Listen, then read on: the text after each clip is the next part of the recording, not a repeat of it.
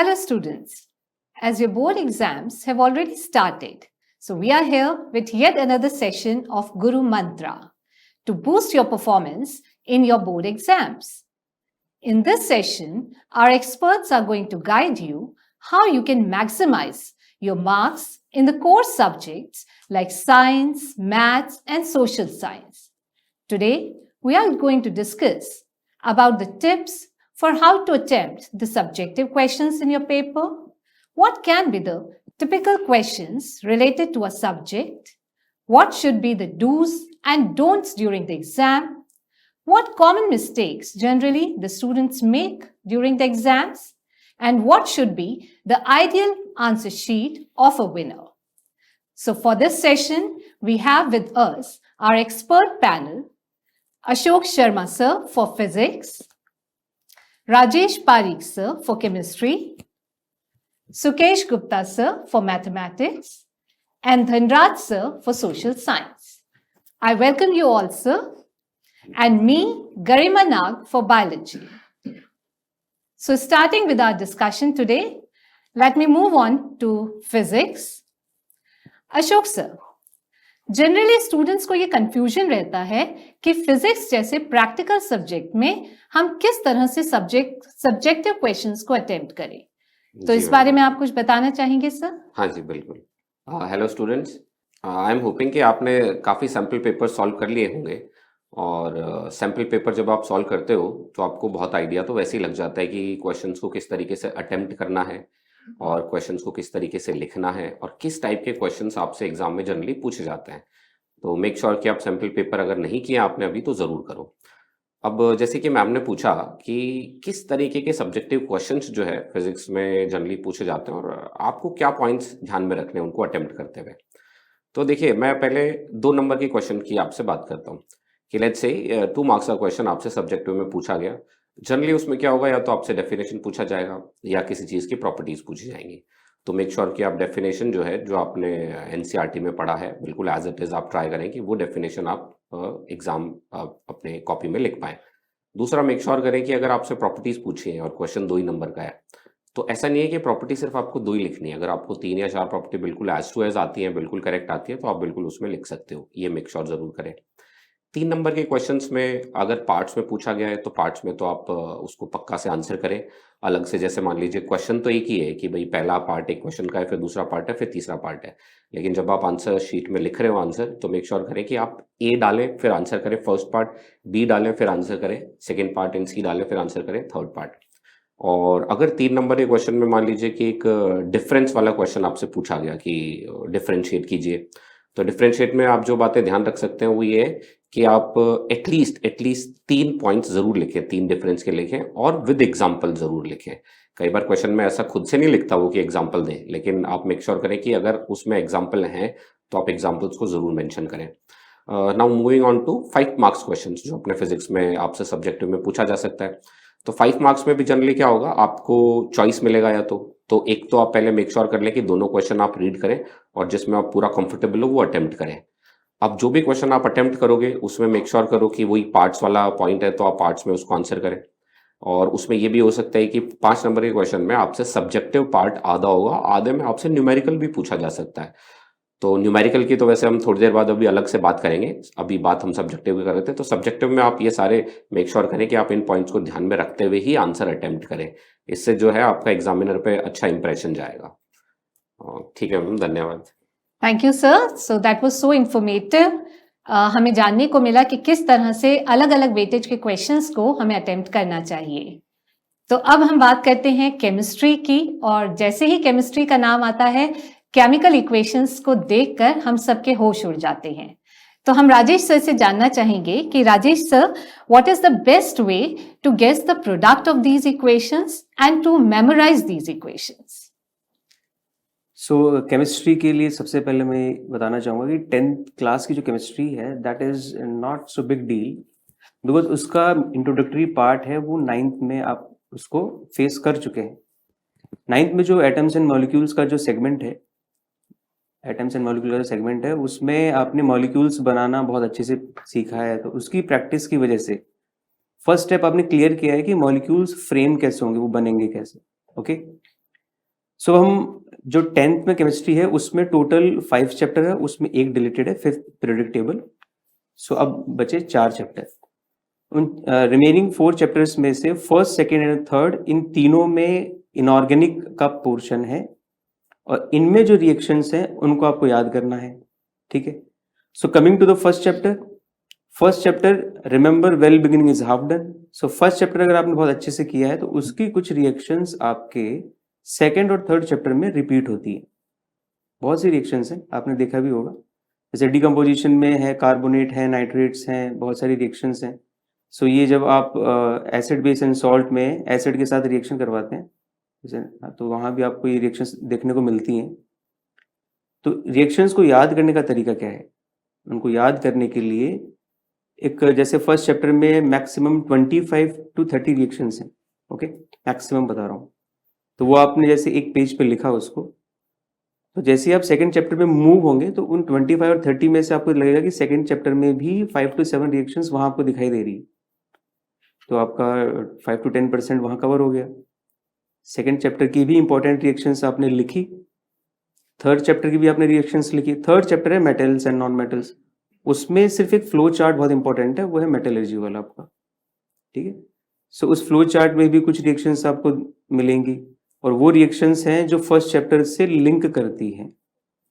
तो आपने 4 to 5 pages में आपने सारी रिएक्शंस को कंसाइज कर लिया बहुत अच्छे तरीके से और उसको आपने रिवाइज करना स्टार्ट किया डे बाय डे। बहुत सिंपल मेथड है, एक बार लिखने में बस आपका थोड़ा सा टाइम उसमें लगेगा, उसके बाद में उन पेजेस को आप एग्जाम टाइम के लिए, केमिस्ट्री का जो मेन एग्जाम होगा उसमें आपको पूरी रिएक्शंस को देखने की बिल्कुल जरूरत नहीं पड़ेगी। तो उसमें जो प्रोडक्ट है उसका कलर कैसा है वो भी वहीं लिख लें, फिजिकल स्टेट भी वहीं लिख लें, सब आप वहीं कवर करें। सो पूरे 3 चैप्टर आपको कैसे फटाफट से आपके रिवाइज हो जाएंगे और रिएक्शंस भी कैसे आपको याद होगी, ये आपको बहुत अच्छे से हो जाएगा ये। और लास्ट थिंग इस फॉर दिस क्वेश्चन, जैसे ही किसी क्वेश्चन में, पेपर का जो क्वेश्चन होता है मेन पेपर, उसमें क्वेश्चन की जो लैंग्वेज है, उसमें क्वेश्चन की लैंग्वेज में जैसे किसी एलिमेंट का और मॉलिक्यूल का नाम है, तो उस मॉलिक्यूल और एलिमेंट का नाम जैसे ही नाम आएगा, जैसे zinc reacting with hydrochloric acid, तो हाइड्रोक्लोरिक एसिड लिखा है ना, तो वहां पे आप उसको फॉर्मूला वहीं लिख लें, आप उसको पेपर में नहीं, आपको जो शीट है ना वहां पे आप उसको रफ उसको लिख ले, पेंसिल से लिख लें, जिससे कि आपको आइडिया हो जाएगा कि रिएक्शन क्या बनेगी और आपको बहुत जल्दी याद हो जाएगा ये, ठीक है। तो इंस्टीड ऑफ मगिंग आप उसको बहुत इतना लोड लेने की अलावा उसको आपको क्या करना है, सो बहुत लाइट लेना है। केमिस्ट्री देखो being a language, it's not a subject, it's a language, ठीक है। सो अपने लैंग्वेज का इसका इनिशिएशन तो आपने 9th क्लास में आप कर चुके हैं और 10th में आपका इसका बस फिनिशिंग है, that's it, okay.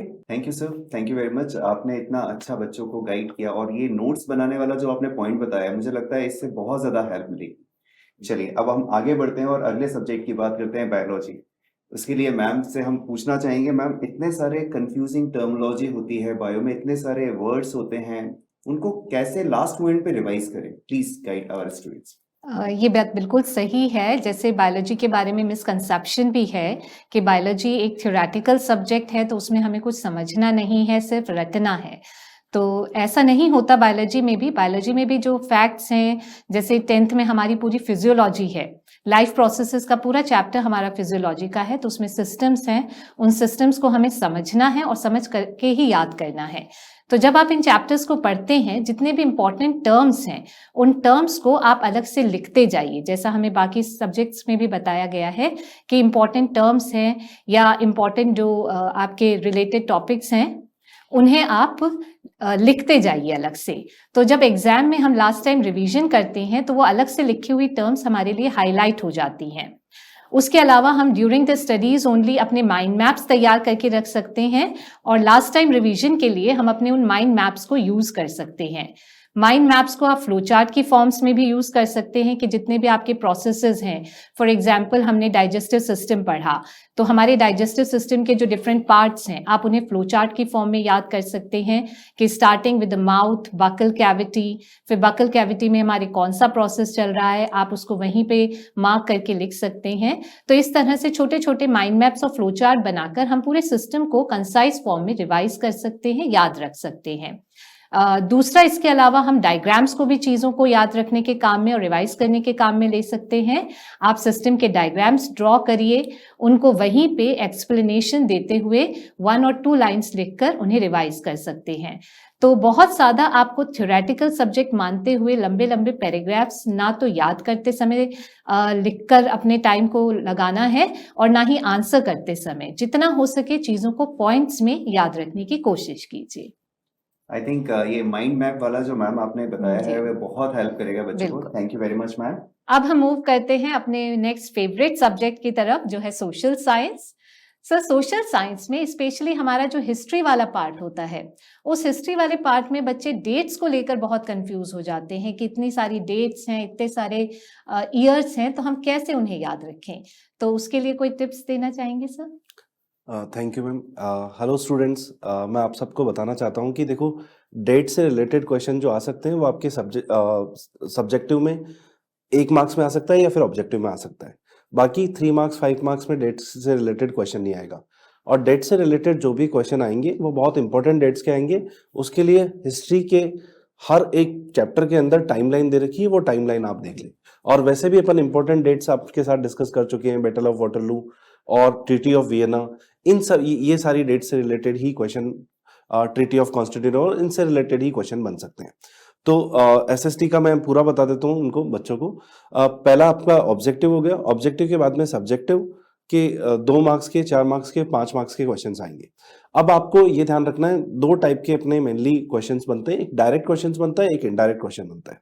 Direct question like, अब मैंने बात करी फीचर्स ऑफ फेडरलिज्म की, तो वो एक डायरेक्ट क्वेश्चन है। लेकिन अगर यहीं पे अपन एनालिटिकल क्वेश्चंस कैसे होते हैं कि जैसे इंडियन फेडरलिज्म की अपन बात करें कि Indian federalism is unitary biased, तो इसका क्या मीनिंग होता है ये आपको सबसे पहले पता होना चाहिए कि वो सेंटर वाइज है।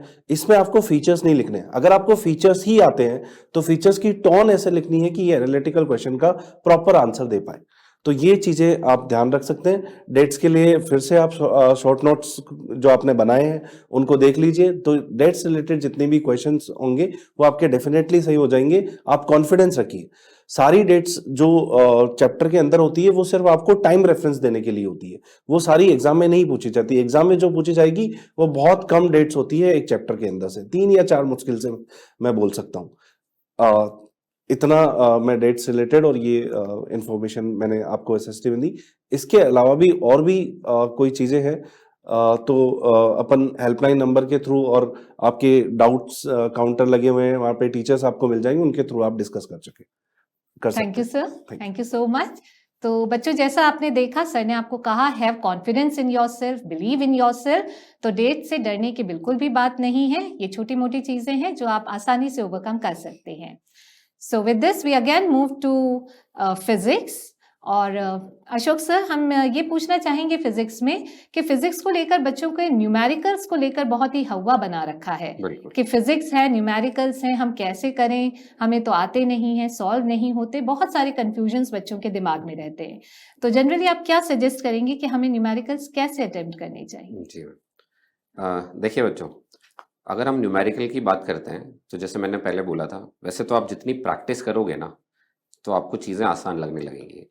और आपने जब क्वेश्चन पेपर अगर सॉल्व किए होंगे और आपने अच्छे से तैयारी अपनी कर ली होगी तो काफ़ी आइडिया आपको भी लग चुका होगा कि जो न्यूमेरिकल्स पूछे जाएंगे वो जनरली आपको लाइट से, जिसमें रिफ्लेक्शन रिफ्रैक्शन की हम बात कर लें, है ना, जिनमें मिरर फार्मूला है, लेंस फार्मूला है, या फिर जैसे अपना इलेक्ट्रिसिटी वाला चैप्टर है उसकी बात कर लें। इलेक्ट्रिसिटी में आप ओम्स लॉ ले लीजिए या फिर अपने सीरीज पैरेलल कॉम्बिनेशन ले लीजिए या फिर अपने रजिस्टिविटी वाले क्वेश्चंस ले लीजिए। तो वैसे तो बहुत लिमिटेड से ही न्यूमेरिकल्स हैं 10th क्लास में, तो उनसे वैसे भी इतना घबराने की ज़रूरत है नहीं।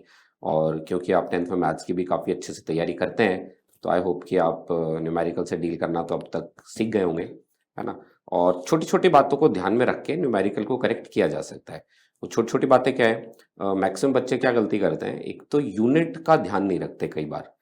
तो आप मेक श्योर करो कि क्वेश्चन जब आप पढ़ते हो तो उसमें यूनिट को अच्छे से ज़रूर पढ़ो। जो भी गिवन चीज़ है, गिवन डेटा जो है, उसमें यूनिट क्या लगा हुआ है। क्योंकि जनरली जितने भी आप फॉर्मूला पढ़ते हो, लेट्स से अगर मैं मिरर फॉर्मूला की बात करूं, है ना, 1/v + 1/u = 1/f, अब उसमें क्या है, उसमें तो चीज़ें वी यू एफ ले लो, वो सारी सेंटीमीटर में दी जाती है, तो आंसर भी आपके सेंटीमीटर में ही निकलेगा जो भी पूछा जाएगा, है ना। लेकिन अगर हम दूसरे फॉर्मूले की बात करें, कई बार जैसे मान लीजिए रजिस्टिविटी वाला आता है अपने कि R is equals to rho L by, अब उसमें एसआई यूनिट्स का यूज होता है ना। मैथ्स में भी आप जानते हो, फिजिक्स में भी आप जानते हो, केमिस्ट्री में भी आप बहुत सारे न्यूमेरिकल्स करते हो, तो जितने भी फॉर्मूले आप पढ़ते हो उसमें सारी क्वांटिटीज जो है वो हमेशा एसआई यूनिट में यूज होती है। तो आप मेक श्योर करो कि यूनिट का ख्याल रखो। अब जैसे जो मैं कह रहा था कि R is equals to rho L by, उसमें कई बार क्या होता है कि लेंथ जो है हो सकता है वो सेंटीमीटर में दे रखी हो। बहुत बार ऐसा आता है कि उसमें नीचे जो एरिया है अपना, एरिया में कई बार आपको रेडियस वगैरह दे दिया जाएगा जो किसी और यूनिट में होगा, मिलीमीटर में होगा या सेंटीमीटर में होगा, लेकिन एरिया की ऐसा यूनिट आप जानते हो मीटर स्क्वायर में होता है। तो इन छोटी छोटी बातों का आप बिल्कुल ध्यान रखो। एक पॉइंट और पे मैं बात करूंगा, वो ये है कि जब आप न्यूमेरिकल अटेम्प्ट करते हो तो मेक श्योर करो कि फॉर्मूला जरूर मेंशन करो, है ना। जब आप सॉल्यूशन लिखने जा रहे हो तो उसमें जो फॉर्मूला आप यूज कर रहे हो वो फॉर्मूला लिखो। कई बार बच्चे नहीं लिखते हैं और डायरेक्टली सॉल्व करना शुरू कर देते हैं, तो ये गलती नहीं करना है आपको। दूसरा, एक और बात क्या याद रखना है फॉर्मूला लिखने के बाद, कि जब आप उसको सॉल्व कर रहे हो तो आप स्टेप्स सारे फॉलो करो, मतलब सारे स्टेप्स उसमें लिखो। बच्चे कई बार क्या करते हैं कि रफ में सॉल्व करते हैं और फिर 2-3 स्टेप के बाद एक स्टेप लिख देते हैं, फिर डायरेक्टली आंसर लिख देते हैं। तो आप ये बात जरूर ध्यान रखो कि आपके स्टेप्स के मार्क्स होते हैं। कई बार अपने से ये गलती होता है कि जब अपन फाइनल आंसर लिख रहे होते हैं तो फाइनल आंसर अपन गलत लिख देते हैं। अब वो किसी भी गलती से हो सकता है, लेकिन अगर आपने स्टेप ठीक लिखे होंगे ना तो उसके मार्क्स मिलते हैं पूरा। तो इसलिए मेक श्योर करो कि आप स्टेप कोई भी मिस ना करो। तो ये 3 बातें आप न्यूमेरिकल में ध्यान रखोगे तो आप बहुत अच्छा कर लोगे आराम से न्यूमेरिकल्स में ना। जिसमें क्या है कि फॉर्मूला आपको लिखना है, आपको यूनिट्स का ध्यान रखना है, आपको स्टेप सारे लिखने हैं, और स्टेप सारे लिखोगे आप, यूनिट्स का ध्यान रखोगे, तो 99.9% है कि आपका जो आंसर फाइनल आ रहा है वो करेक्ट ही आएगा। तो ये न्यूमेरिकल्स में आप जरूर ध्यान रखो, और न्यूमेरिकल में अपने लाइट के और इलेक्ट्रिसिटी के सारे आप अच्छे से प्रैक्टिस कर लो। कोई बहुत ज़्यादा नहीं है, सैम्पल पेपर्स में आपको बहुत मिलेंगे। अपने स्कूल से, अपने कोचिंग से आपको जितना मटेरियल मिलता है उनको ज़रूर प्रैक्टिस करो, आप बहुत अच्छा कर लोगे न्यूमेरिकल्स में आप। ठीक है, ओके, थैंक यू सर। तो अशोक सर ने ये बात बहुत सही कही कि जब भी हम न्यूमेरिकल्स अटेम्प्ट करते हैं तो उसके पीछे हमारी मैथ्स स्ट्रांग होना बहुत जरूरी है, राइट। तो with this note only let's move on to the next subject, mathematics. और मैथमेटिक्स में हम सुकेश सर से पूछना चाहेंगे कि जनरली सुकेश सर, बच्चों को लगता है कि ऑब्जेक्टिव का मतलब होता है कि बस ABCD मार्क कर दिया जाए, but I don't think so कि मैथ्स में इस तरह चलता है। तो how to attempt the objective questions in maths? Okay, thank you ma'am. देखिए, मैथ्स में अगर हम बात करें तो बहुत इंपॉर्टेंट होता है क्वेश्चन को करेक्टली रीड करना। वो हर सब्जेक्ट में होता है, लेकिन मैथ्स में एक्चुअली न्यूमेरिकल वैल्यूज होती है। कई बार हम न्यूमेरिकल वैल्यूज 24 को 42 लिख दिया तो गड़बड़ हो जाता है। तो इन चीजों का स्पेशली ध्यान रखना है, और ऐसा कहते हैं कि मेंटल कैलकुलेशंस पे ज्यादा स्ट्रेस देना चाहिए, बट मैं चाहता हूँ कि जब हम एग्जाम अपेयर कर रहे हैं तो उसमें हम कैलकुलेशन को लिख के ही करें, ताकि आपका गलत होने का कैलकुलेशन कम हो जाए। और दूसरा ये कि आप एक स्ट्रेट लाइन खींचें कॉपीज में और आधे साइड को रफ वर्क के लिए अलॉट करें। जब भी आप न्यूमेरिकल क्वेश्चन ऑब्जेक्टिव में कर रहे हैं उनको सॉल्व करें, और यहाँ साइड में आप ध्यान रखें कि आप नंबरिंग करें 1 2 3, और वहां पे आप आंसर लिखें और अल्फाबेट के साथ में, कोई दिक्कत नहीं, और कैपिटल में लिखेंगे तो और अच्छा होगा। सो इस चीज का ध्यान रखें। बाकी अभी फिजिक्स में सर ने अभी बताया था कि न्यूमेरिकल क्वेश्चंस में क्या करना है, वही चीज यहाँ पे भी ध्यान रखनी है। अगर कोई क्वेश्चन है जिसमें फॉर्मूला इन्वॉल्व हो रहा है तो पहले फॉर्मूला लिखें और उसके बाद ही वैल्यूज इंसर्ट करें। हम डायरेक्टली वैल्यूज कई बार डाल देते हैं और फॉर्मूला गलत हो जाता है। सो उस चीज का ध्यान रखें। 1 मिनट ज्यादा लगेगा, लेकिन हम इंश्योर करें कि कोई भी क्वेश्चन गलत ना करे। So this is the main objective of solving the objective question. Thank you ma'am. Thank you sir. So maths के बारे में हमें टिप्स मिल चुकी हैं, फिजिक्स के बारे में मिल चुकी हैं। अब हम केमिस्ट्री पे दोबारा आते हैं, और केमिस्ट्री में अब की बार हम ये कहना चाहेंगे सर कि जैसे हर सब्जेक्ट में होता है कि हर सब्जेक्ट के कुछ अपने टिपिकल टॉपिक्स होते हैं, कुछ एक्सक्लूसिव टॉपिक्स होते हैं। तो ऐसे ही हमारे 10th की केमिस्ट्री में भी कुछ एक्सक्लूसिव टॉपिक्स हैं। तो उन पर्टिकुलर टॉपिक्स में जैसे कार्बन एंड कंपाउंड्स, हमने सबने सुना है कि एक बहुत इंपॉर्टेंट चैप्टर है केमिस्ट्री का। तो उन एक्सक्लूसिव टॉपिक्स को कैसे डील करना चाहिए बच्चों को? एक्चुअली जैसे हमने अभी पूछा, जो हमारा लास्ट क्वेश्चन था केमिस्ट्री का, उसमें मैंने फर्स्ट, सेकंड और थर्ड चैप्टर तीनों को मैंने आपको समराइज करके बताया कि how to deal with them. So अभी मैम के क्वेश्चन के अकॉर्डिंग मैं आपको 4th चैप्टर में कुछ बड़े टॉपिक्स हमारे कंसिडर होते हैं, जो कि आपका है कार्बन एंड कंपाउंड्स। तो फर्स्टली ये चैप्टर आपका जो है वो बहुत इंपॉर्टेंट है, और ये वर्सेटाइल टॉपिक है, इसका कोई आपका पीछे 9th से उससे कोई इतना लिंक नहीं है, लेकिन अगेन इस चैप्टर में भी आपके रिएक्शंस हैं, ठीक है। सो इस चैप्टर में कुछ जो टॉपिक्स हैं वो पूरा ये चैप्टर ही कार्बन पे ही फोकस है। तो अगर आपको छोटी छोटी डेफिनेशंस अगर याद हैं, जैसे कैटिनेशन और इसका कार्बन की जो प्रॉपर्टीज हैं, टेट्रावेलेंसी हैं, ये यहाँ से स्टार्ट होता है चैप्टर। और अगर ये आपको डेफिनेशंस याद हैं तो इसका जो फ्यूचर है, इस चैप्टर का फ्यूचर वो यहीं से डिसाइड होता है। जैसे आपको प्रॉपर्टीज अगर इसकी याद हो गई, डेफिनेशंस याद हो गई, तो इसके आपको मॉलिक्यूलर स्ट्रक्चर आगे कि ये मॉलिक्यूल कैसे बनाएगा वो आपको आगे इंट्रोड्यूस हो जाएगा, ठीक है। सेकंड पार्ट इसका है स्ट्रक्चर इंट्रोडक्शन। उसके बाद है इसमें आइसोमेरिज्म और इसका जो फंक्शनल ग्रुप है उसका इंट्रोडक्शन है, ठीक है। और उसके बाद इसमें है रिएक्शंस, फाइनली इसमें रिएक्शंस है। और एक्चुअली इस चैप्टर में आपके मेन जो टॉपिक है वो है soap and detergents, esterifications, reaction with metals. तो अगेन रिएक्शंस को मैं आपको वही बोलना चाहूँगा कि जो रिएक्शंस हैं उनको आप लिख के ही एक छोटा जो शॉर्ट नोट्स है वो आपको बना के उनको रेडी रखें, ठीक है। जो शॉर्ट नोट्स आप बना के जब रेडी रखेंगे तो उसको एक्चुअली गो थ्रू होने में बहुत ईजी रहता है। ऑन द स्पॉट और एग्जाम के टाइम पे रिएक्शंस को लिखना और याद करना वो बहुत हेक्टिक रहता है। तो उसको ईजी करने के लिए उसको आपको पहले से आप रेडी रखें, बिकॉज साइंस का जो आपका एग्ज़ाम है आई थिंक उसमें गैप है उससे पहले भी जो एग्ज़ाम आपका, तो उसको आप लिख के रेडी रखें। और बड़े टॉपिक्स को हैंडल करने का सबसे अच्छा तरीका यही है कि जो पूरा टॉपिक है उसमें से आप टर्म्स को सेलेक्ट कर लें, छोटे छोटे जो टर्म्स हैं उनको सेलेक्ट करके उस टॉपिक के अंदर उन टर्म्स को ही आप याद रखें। बस उसको रिवीजन के टाइम पे उनकी डेफिनेशन को याद करने की जरूरत नहीं है, बस टर्म्स को ही आप याद रखें। और रिवीजन के टाइम पे बस रिएक्शंस को भी सिर्फ देखने की ही जरूरत है, उनकी डिटेल में नहीं जाए आप। So in this manner you can deal with the big topics. And thanks ma'am. Thank you Rajesh sir, आपने बड़ा अच्छा पॉइंट बताया कि सोप हम लोग यूज तो रोज करते हैं, लेकिन यहाँ पे सोप पढ़ना है, मींस उसकी केमिकल प्रॉपर्टीज को डिटेल में देखना है। So thank you very much. Now एक बार और हम मैम के साथ बात करते हैं बायो के लिए। मैम, इतने सारे डायग्राम्स होते हैं, कैसे याद रखें, कैसे इसकी लेवलिंग रखें, क्या हम इसको कलरफुल बना सकते हैं क्या एग्जाम्स में to make it more effective? Please guide our students. Diagrams जैसे कि हम कहते हैं कि हर सब्जेक्ट का कुछ ना कुछ बैकबोन होती है। तो बायोलॉजी की अगर अपन बात करें तो diagrams are like the backbone of biology, right. और हमारे 10th का सिलेबस जैसे आप लोग सब पढ़ ही चुके हैं, अब तो सबके टिप्स पर होना चाहिए अब तो पूरी फिजियोलॉजी है, वर्किंग है यहाँ पर। तो यहाँ डायग्राम्स बहुत इंपॉर्टेंट रोल प्ले कर रहे हैं। while attempting the exams also, आप जितने डायग्राम्स यूज करेंगे वो उतना ही आपके लिए मार्क फेचिंग रहेगा। हमारे 2 तरह के क्वेश्चंस रहते हैं। कुछ ऐसे क्वेश्चंस होते हैं जिनमें डायरेक्टली डायग्राम्स हमसे पूछे जाते हैं, तो वहां तो ऑब्वियस सी बात है कि we need to draw the diagram, we need to properly label them.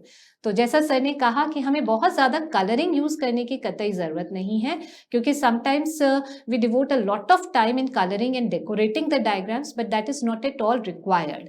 Diagrams के केस में आप सिंपली पेंसिल से बिल्कुल एक्यूरेट डायग्राम्स ड्रॉ करिए, प्रॉपरली उनको लेबल करिए, that is more than enough, right. तो डायग्राम्स आपके नीट होने चाहिए, प्रॉपरली लेबल्ड होने चाहिए, ये सबसे इंपॉर्टेंट है। और कई ऐसे क्वेश्चंस होते हैं कि जिनमें हमें ऑल्दो डायग्राम्स के लिए मेंशन नहीं किया है, लेकिन अगर हमारे पास टाइम है और उन क्वेश्चंस में भी हम छोटे छोटे डायग्राम्स बना देते हैं तो वो हमारे लिए हमेशा एडवांटेजियस रहता है। तो बायोलॉजी के पॉइंट ऑफ व्यू से तो डायग्राम्स आप जितने भी हैं उन्हें अच्छे से रिवाइज करके जाइए सभी डायग्राम्स को। और जैसा कि हमने आपको पहले भी कहा कि डायग्राम्स हमेशा अपने हाथ से बना के देखिए, केवल उन्हें देख भर लेने से हमें याद नहीं होते हैं, unless and until you practice them with your own hands. तो हमेशा घर से पहले ही डायग्राम्स को अच्छे से प्रैक्टिस करके जाइए, जहां हो सके वहां डायग्राम्स बनाने की कोशिश कीजिए।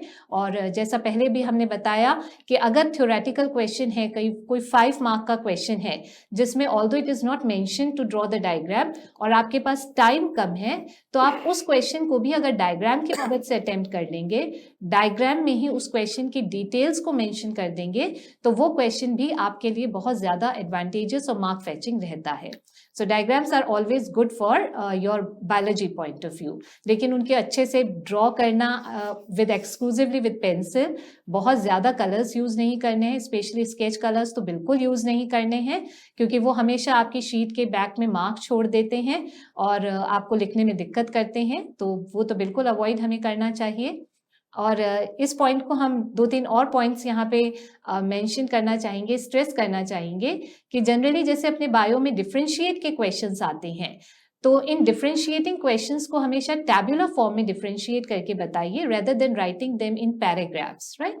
क्योंकि टैबुलर फॉर्म में जब हम डिफरेंशिएट करते हैं तो हर एक पॉइंट क्लियर हो जाता है कि आप किन 2 पॉइंट्स को कंपेयर कर रहे हैं, किन 2 पॉइंट्स को डिफरेंशिएट कर रहे हैं। तो this is again very important कि try to attempt the differentiating questions always in the tabular form.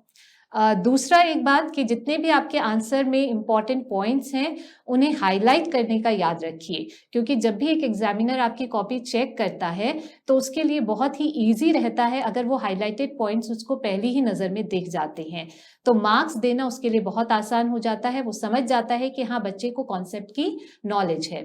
तो जितना आपके पास टाइम है उसके अकॉर्डिंग इंपॉर्टेंट पॉइंट्स को हमेशा अपनी आंसर शीट में हाईलाइट करिए। देन जितना भी हो साइंस जैसे सब्जेक्ट में हमें बहुत ज़्यादा इधर उधर की बातें या कहानी लिखने की ज़रूरत नहीं है। टू द पॉइंट आंसर किया कीजिए, जितना पूछा है, जैसा पूछा है, सिर्फ उस पर कॉन्सेंट्रेट कीजिए, आगे पीछे का बहुत कुछ लिखने की ज़रूरत नहीं होती। किसी भी क्वेश्चन को अनअटेम्प्टेड नहीं छोड़ना चाहिए, उसके बारे में आपको जितना पता है थोड़ा बहुत एटलीस्ट कॉन्सेप्ट के बारे में उसमें ज़रूर लिखिए। So this is again very important from your examination point of view. तो इन सब चीज़ों का ध्यान रखेंगे तो ऑब्वियस सी बात है कि marks are going to enhance only. Thank you sir, very much. Ma'am ने जैसे बेटा आप सब लोगों को डायग्राम की इंपॉर्टेंस बताई, तो मैं फिजिक्स में एक डायग्राम रिलेटेड एक चीज़ ऐड करना चाहूँगा कि आपके जो स्फेरिकल मिरर और लेंसेज के जो केस आते हैं, तो जैसे मैम ने बोला कि आप प्रैक्टिस बहुत अच्छे से करो उनकी, तो आप फ्री हैंड डायग्राम बनाओ उसमें और प्रैक्टिस अच्छे से करके जाओ। और जैसे मैम ने भी बोला कि पेंसिल का ही यूज़ करो जनरली ना, पेंसिल से आप डायग्राम बनाओ। तो एक छोटी सी चीज़ मैं इसमें ये ऐड करना चाहूँगा कि कई बार आप लोग डायग्राम जब बनाते हो मिरर का या लेंसेज का, तो उसमें कई बार बच्चे जो है एरो मार्क नहीं करते, है ना। तो आप मेक श्योर करो कि इंसिडेंट और रिफ्लेक्टेड लाइट जो आप बनाते हो उस पर एरो जरूर मार्क करो। कई बार मैंने देखा है कि बच्चे जो है डायग्राम बिल्कुल करेक्ट बनाते हैं, लेकिन उसमें उन रेस पे वो एरो ड्रॉ ही नहीं करते।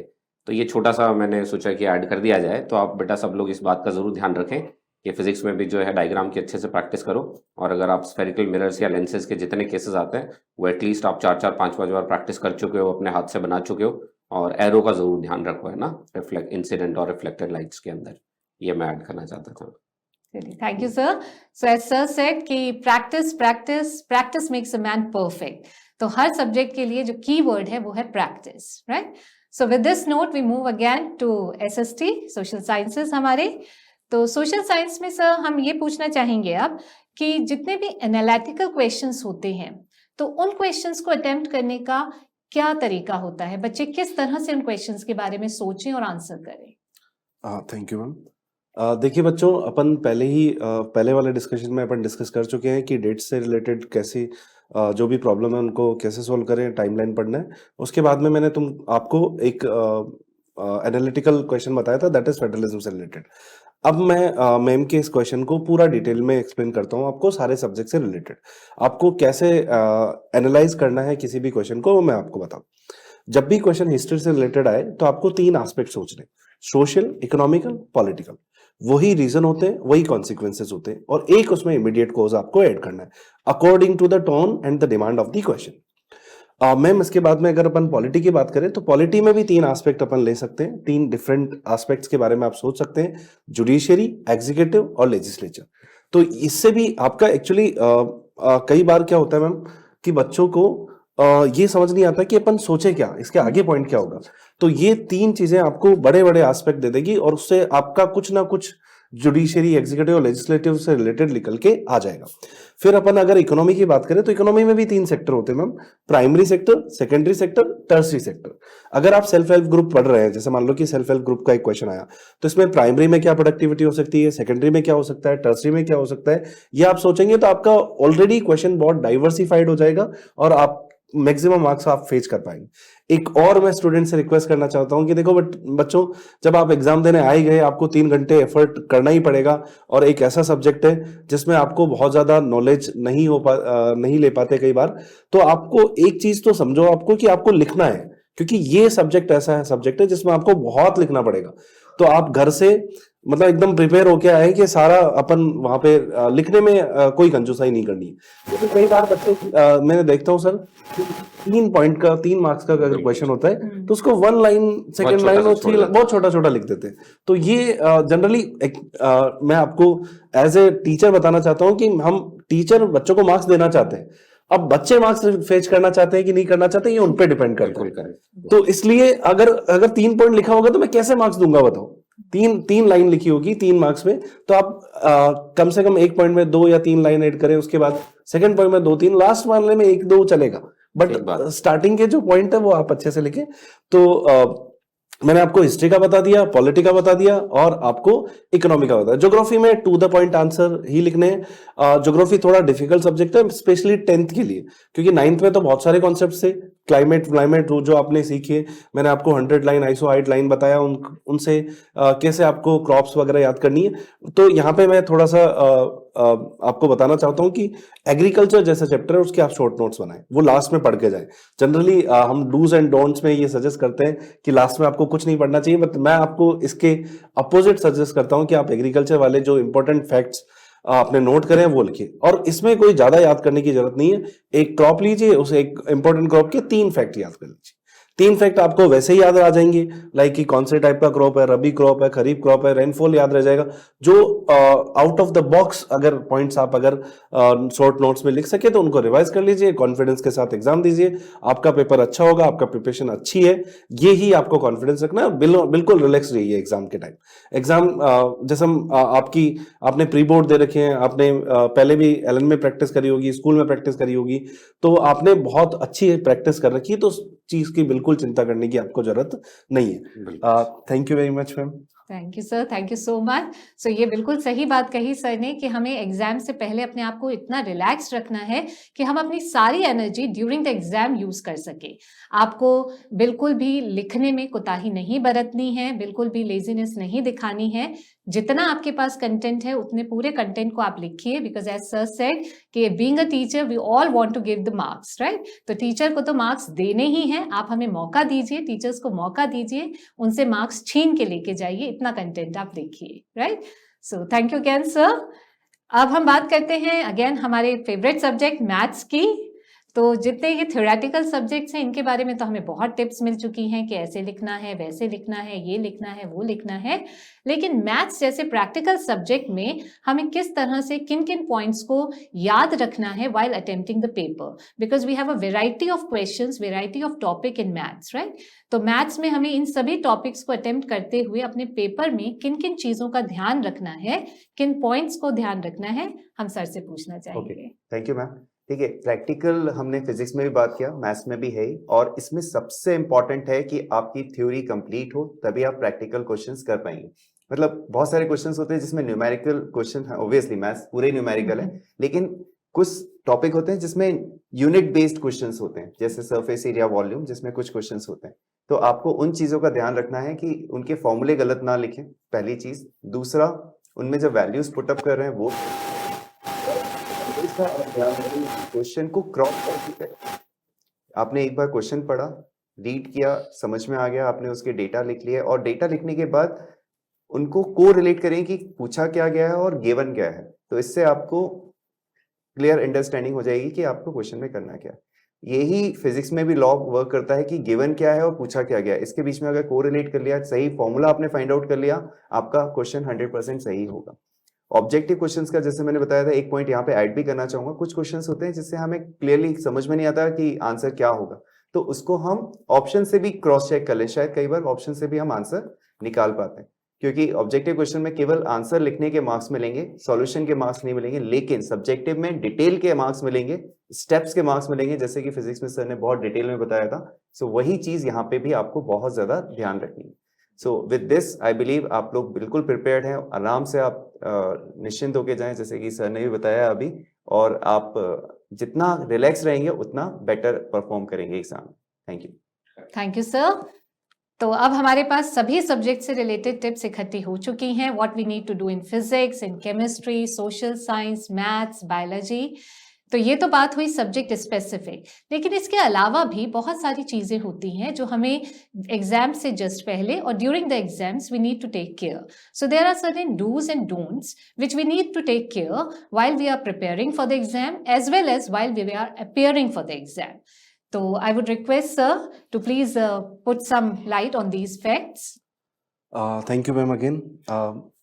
देखिए बच्चों, एग्ज़ाम सबने दिए हैं, हमने भी अपने एग्ज़ाम दिए और एग्ज़ाम में ऐसा होता ही है कि हर बच्चा कहीं ना कहीं टेंस फील करता है। लेकिन जितने एग्ज़ाम मैंने दिए उसके अकॉर्डिंग मैं आपको बताता हूँ, मैं खुद भी टेंस फील करता था, बट मैंने इनकी सॉल्यूशंस निकाले हैं और मुझे जो अच्छा लगता है वो मैं आपको सजेस्ट करता हूँ। अगर आपको आप भी एक बार इसको फॉलो कीजिए, आपको डेफिनेटली रिजल्ट मिलेगा। देखिए, अगर पहली चीज एग्जाम टाइम पे बच्चों का कॉन्फिडेंस धीरे धीरे लो होना स्टार्ट हो जाता है, तो आप पूरा टॉपिक रिवाइज मत करो, केवल इंपॉर्टेंट पार्ट्स है, इंपॉर्टेंट टॉपिक्स है वही रिवाइज करो। और क्योंकि अगर आप पूरा टॉपिक रिवाइज करने जाओगे तो एक फर्स्ट टॉपिक में आपको बहुत ज्यादा टाइम लग जाएगा। आप केवल इंपॉर्टेंट पॉइंट्स देखो, उनके सहारे आप आंसर आराम से दे सकते हैं क्वेश्चन का, पहली चीज। दूसरा, जिस दिन आपका एग्जाम है उसके एक दिन पहले आप पढ़ाई करो आराम से, क्योंकि हर बच्चा पढ़ाई करता है, उसी टाइम पढ़ाई में मन भी अच्छा लगता है और पढ़ाई करने का मन भी करता है। लेकिन आप कम से कम 30 मिनट या 45 मिनट्स की एक वॉक करो, जिससे कि आपको अच्छी नींद आए, और अच्छी नींद आएगी तो अगले दिन आप फ्रेशन अप होके उठोगे और आप अच्छा एग्जाम के लिए बिल्कुल तैयार रहोगे। आपका माइंड एक्चुअली एग्जाम टाइम पे ही अपना माइंड सबसे ज्यादा काम करता है, और माइंड तभी काम करेगा जब आप रिलैक्स रहोगे, हेल्दी रहोगे।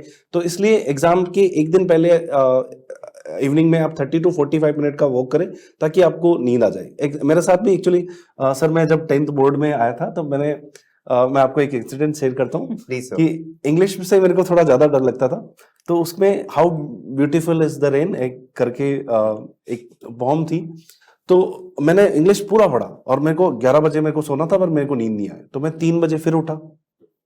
ठीक है, 3 बजे उठ के मैंने वापस रिवाइज किया और अगले दिन 3 बजे तक एग्जाम था, तो सिर्फ मैं मुश्किल से 1-2 घंटे सो पाया। और 3 बजे मैं जब एग्जाम देने जा रहा था तो आप एग्जाम सेंटर में जहाँ बैठा था वहां पे वो बारिश भी हो रही थी, इस वजह से मेरे को नींद आई, और वो how beautiful is the rain, how अगली इज द रेन हो गया मेरे लिए। तो द की थिंग इज कि आप अच्छी स्लीप ले, अच्छा खाना ले और आराम से रिलैक्स रहे। मतलब जो रिलैक्स रहेगा वही जो 3 घंटे जो अच्छे से बिता पाएगा वो अच्छा एग्जाम अच्छा स्कोर करेगा।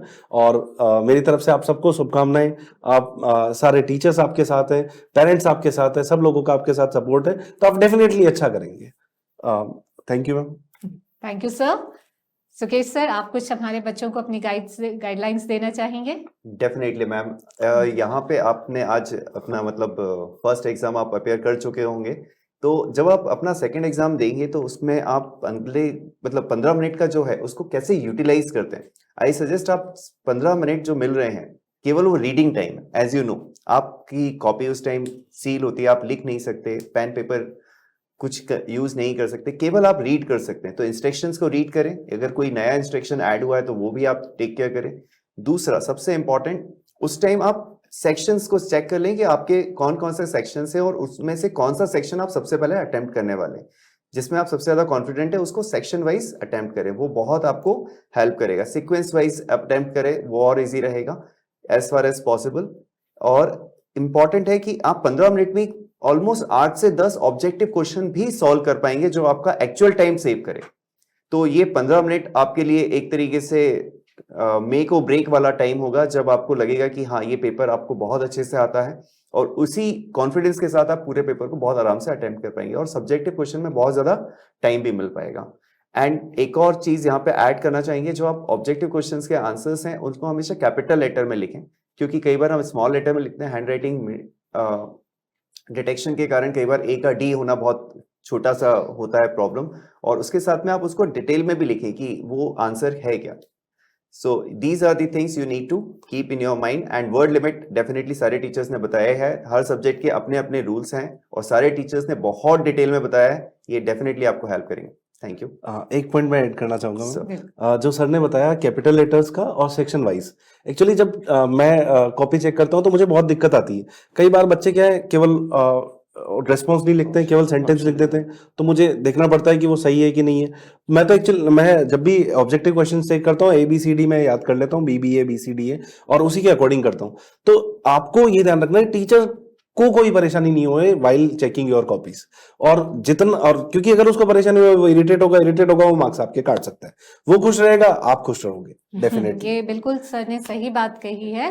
दिस इज वेरी ट्रू कि you have to keep in mind the mindset of the examiner also, कि आपकी कॉपी जो चेक करने वाले हैं बोर्ड के एग्जामिनर, उन्हें एक दिन में ही कितनी सारी कॉपियां चेक करनी पड़ती हैं। तो जितना हो सके अपनी कॉपी को नीट एंड टाइडी रखिए, जितना हो सके आंसर्स को लेजिबल हैंडराइटिंग में लिखिए, जिससे कि आसानी से पढ़े जा सके, टीचर्स को किसी तरह की परेशानी ना हो, तो फिर मार्क्स आपके लिए आराम से निकलते जाएंगे। So that is very important.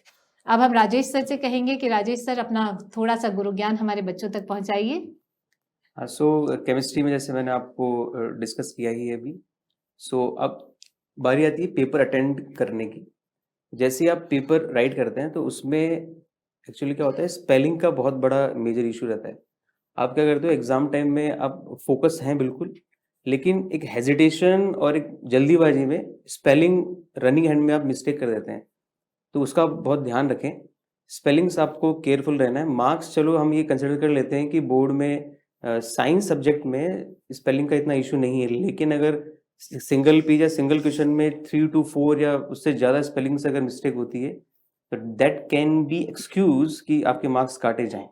ठीक है, तो इस चीज़ का आप ध्यान रखें। स्पेशली जो 4 मार्क्स एंड 5 मार्क्स के जो क्वेश्चन हैं उसमें आप इस चीज़ का ध्यान रखें। और जब भी आप क्वेश्चन अटेंड करें, क्वेश्चन आपने अटेंड किया, उसका आंसर आपने लिखा प्रॉपर, तो एक पर्टिकुलर क्वेश्चन का आंसर फिनिश होने के बाद ये बहुत ही जरूरी है कि आप 2 आंसर्स के बीच में गैप मेंटेन करें। 2 क्वेश्चंस का जो आंसर लिखा आपने उसमें एटलीस्ट 2 लाइंस का आप गैप रखें, और उसमें आप लाइन ड्रॉ कर सकते हैं इफ़ यू हैव टाइम, है ना। ये तब की बात है जब आपके पास अगर टाइम हो तब उसमें आप लाइन ड्रॉ कर सकते हैं, या फिर उसका ब्लैंक छोड़ दें। ठीक है, और मेन ये है कि जो आपका क्वेश्चन है, क्वेश्चन में जो पूछा गया है उसी के अकॉर्डिंग आप आंसर लिखें। ये बहुत इंपॉर्टेंट है। जैसे लिखा है कि write down definition of soap, ये लिखा है, तो आप ये नहीं है कि वहां जाके आप मैकेनिज्म पे आप जा रहे हैं। Mechanism and definition is totally different. तो आपको ये डिफरेंशिएट करना है कि उसने पूछा क्या है। ठीक है, तो टोन आपको देखना है। जैसे डेफिनेशन में तो सिर्फ वो 2 लाइन में डेफिनेशन कंप्लीट हो जाएगी। मैकेनिज्म में आप जाएंगे तो that will take about 5 to 7 lines, और जो डेफिनेशन है तो वो 2 मार्क्स में ही है। तो आपको मार्क्स भी ध्यान रखना है। और स्पेशली जैसे CBSE में एक्चुअली ये है कि जैसे कोई क्वेश्चन है 2 मार्क्स का है, 3 मार्क्स का है, 4 का है और 5 का है। 1 मार्क के तो आपके ऑब्जेक्टिव्स आएंगे, सिर्फ असेशन रीजन आएंगे 20 तक। 1 to 20 तक आपका ऑब्जेक्टिव रहेगा और असेशन रीजन रहेगा। 21 से लेके जो 39 क्वेश्चन तक है वो रहेंगे आपके 2 मार्क्स के, फिर 3 मार्क्स के हैं, फिर 4 का और फिर 5 का है। ठीक है, तो इन क्वेश्चंस के जो आंसर हैं 2 मार्क्स 3 मार्क्स के, इनमें हर एक मार्क्स के लिए पर्टिकुलर आंसर डिसाइडेड है। तो अगर 2 मार्क्स का क्वेश्चन है तो इसमें यह है कि उसमें 2 पार्ट में वो स्प्लिट होगा वो आंसर। तो अब कोई भी क्वेश्चन है जो 2 मार्क्स का है या मोर देन 2 मार्क्स का है, तो उसको आप उसमें नंबर्स में लिखें। नंबर्स मीन्स उसको पॉइंट्स हाईलाइट करके लिए पॉइंट्स में लिखें आंसर्स को। पैराग्राफ को अवॉइड करें। ऐसा नहीं कि आप बहुत बल्कि उस क्वेश्चन को लिख रहे हैं, बल्कि क्वेश्चन आंसर को लिखना अवॉइड कर रहे हैं आप। ठीक है, ऐसे नहीं आप पैराग्राफ लिखे जा रहे हैं तो उसको रीड करने में बहुत प्रॉब्लम होती है। ठीक है, और मेन चीज़ ये है कि जब आप आंसर लिखे तो उसमें कुछ इंपॉर्टेंट पॉइंट्स आते हैं, कुछ टर्म्स आते हैं, उसको आप हाईलाइट कर सकते हैं। ठीक है, पेंसिल से, उसी पेन से, जिस पेन से लिख रहे हैं उसी से आप हाईलाइट करें उसको, that gives a good impression to the teacher जो उसको चेक कर रहा है। सर एक चीज आपसे पूछना चाहूंगा, आपने कॉपीज चेक की हुई है बोर्ड की? हाँ तो सर, आप- ये हाँ बिल्कुल। आपका इतना रिच एक्सपीरियंस है कॉपी चेकिंग का इन बोर्ड एक्चुअल बोर्ड एग्जाम्स की, तो आप थोड़ा सा बताइए आप क्या चीज देखते हैं exactly? Right sir, your actually I have checked board sheets of science subject, और सीनियर की मैंने केमिस्ट्री की शीट चेक की है। तो एक्चुअली बोर्ड में हमारे कंसिडरेशन ये रहते हैं, हमको जो गाइडलाइंस मिलती है उसमें ये है कि आपको स्पेलिंग्स पे फोकस करना ही पड़ता है। एक्चुअली मैं आपको जो सही बात है वो बता रहा हूँ, आपको स्पेलिंग पे फोकस करना है। लेकिन अगर जो मैंने भी आपको पॉइंट्स है वो उसी के अकॉर्डिंग हमने डिस्कस किया है कि अगर स्पेलिंग्स ज़्यादा गलत हैं तो आपको मार्क्स उसमें कट करने होंगे, फर्स्ट थिंग। सेकेंड है, गाइडलाइंस में ये भी है कि अगर जो आंसर है अगर अटेम्प्ट किया है, किसी स्टूडेंट ने अटेम्प्ट किया है, लिखा है कुछ भी आंसर जो रिलेट कर रहा है, कुछ क्वेश्चन से रिलेट कर रहा है, तो भी आपको आंसर्स गिवन होंगे। लेकिन be sure, I am giving disclaimer कि जो क्वेश्चन है आंसर उसी के सराउंड रहना चाहिए। ऐसा नहीं है कि आपको सोप डिटर्जेंट पूछा और आप लिख रहे हैं मेटल एंड नॉन मेटल। मैं आपको एक एग्जांपल दे रहा हूँ, जैसे आपको पूछा गया है कि give mechanism of action of soap, okay. अब आपको एक मिस हो गया है कि मिसल क्या होता है, आपको मिस हो गया एकदम से कि नहीं मिसल क्या होता है, मेरे को मैकेनिज्म ऑफ एक्शन उसका याद नहीं आ रहा है। तो आप ये कर सकते हैं कि आप सोप का डेफिनेशन लिखें, एग्जाम्पल दें, उसकी रिएक्शंस लिख के आप ये आ सकते हैं। तो ये जो टोटल 4 मार्क्स का क्वेश्चन है, तो इसमें ये श्योर है कि आपको 2 मार्क्स जरूर मिलेंगे। तो जहां इंस्टीड ऑफ कि आपको 0 मिले, उसकी जगह आपको कुछ ना कुछ वहां जरूर मिलेगा। तो thanks for the memorising sir. Sir thank you very much. ये बहुत इंपॉर्टेंट पॉइंट था जो बच्चों को बहुत हेल्प करेगा। जैसे कि अभी हमने बात किया था कि एक टीचर की साइकोलॉजी से अगर आप पेपर लिखेंगे तो आपके मार्क्स ऑब्वियसली अच्छे आएंगे। राइट, जितना नीट एंड क्लीन आप लिख सकते हैं, जितना इजी टू रीड लिख सकते हैं, that's perfect. So these things will definitely help. Thank you very much sir. बिल्कुल सही बात कही सर ने। और इन सब डायरेक्शंस को फॉलो करने के लिए सबसे इंपॉर्टेंट है योर टाइम मैनेजमेंट, कि before you start with the paper keep the time management in your mind, कि पेपर स्टार्ट करने से पहले ही आपको किस सेक्शन को कितना टाइम डिवोट करना है, ये सारा आपके दिमाग में क्लियर होना चाहिए। तो अब हम अशोक सर से कहेंगे कि सर हमें थोड़ा सा और इन डूज और डोंट्स के बारे में बताएं कि हमें क्या चीजें ध्यान रखनी है। बिल्कुल। धनराज सर ने, सुकेश सर ने और अजय सर ने वैसे आप लोगों के साथ काफ़ी सारी चीज़ें शेयर कर ली हैं, बहुत सारी, तो ज़्यादा कुछ मेरे पास है नहीं। मैं इसमें एक छोटी सी चीज़ ऐड कर देता हूँ, एमसीक्यू रिलेटेड, है ना। तो जो एमसीक्यू है, या जैसे अपने जो अभी राजेश सर ने आपको बोला कि एक असर्शन रीज़न वाला क्वेश्चन भी उसमें कई बार पूछा जाता है। तो असर्शन रीज़न में आप एक बात तो ये ध्यान रखो कि कई बार रीज़न जो है और असर्शन जो है ट्रू तो दोनों होते हैं, लेकिन आप ये मेक श्योर करो कि वो रीज़न जो है वो उसका एक्सप्लेनेशन है कि नहीं। इसमें बच्चे बहुत गड़बड़ करते हैं, तो ये चीज़ आप ध्यान रखें। दूसरा जो है, रीडिंग में जब आप क्वेश्चन को रीड करते हो तो जैसे स्क्रीन पे आपको कुछ पॉइंट्स दिख रहे होंगे, कुछ वर्ड्स दिख रहे होंगे, आप ये वर्ड्स पे ज़रूर फोकस करो जब आप क्वेश्चन पढ़ते हो, रीड करते हो। कई बार बच्चे क्या करते हैं कि करेक्ट ऑप्शन मान लीजिए पूछा है कि which of these are correct, या ऐसा कुछ पूछा है, वो मार्क कर देते हैं इनकरेक्ट, या पूछा इनकरेक्ट है मार्क कर देते हैं करेक्ट। तो ये वर्ड्स को आप अच्छे से फोकस करके पढ़ें ज़रूर, है ना। और किस वर्ड से पहले नॉट लगा है कि नहीं लगा, पूछा क्या है, इनकरेक्ट पूछा है या करेक्ट पूछा है, ट्रू पूछा है या फॉल्स पूछा है। तो एमसीक्यू के लिए आप ये सारी बातें ज़रूर फोकस करें, क्योंकि बाकी जितनी चीज़ें थी वो भी सर लोगों ने आपके साथ बहुत सारा अपना एक्सपीरियंस भी शेयर किया, आपको बहुत सारे इंपॉर्टेंट पॉइंट्स भी बताए। तो उसमें ये छोटी सी बात आप ज़रूर ध्यान रखें एमसीक्यू के लिए। ठीक है बच्चों? ठीक है, thank you sir, thank you so much. So students, आज आप लोगों के साथ सभी गुरुओं ने अपने ज्ञान को, अपने एक्सपीरियंस को शेयर किया है और अपने गुरु ज्ञान के मोती आप लोगों को दिए हैं। लेकिन ये आप लोगों पे निर्भर करता है कि आप इनसे किस तरह से फायदा उठाते हैं। आपका हार्ड वर्क, आपका कॉन्फिडेंस ही आपको एग्जाम में सक्सेस दिला सकता है। So as a teacher we can open up the doors for you, but it is the you only who have to enter these doors, right? So with this note, we come to an end of this session, and from all of us at Team Ellen, we all wish you a very, very best of luck for your examination. Thank you and all the best. All the best. All the best, students.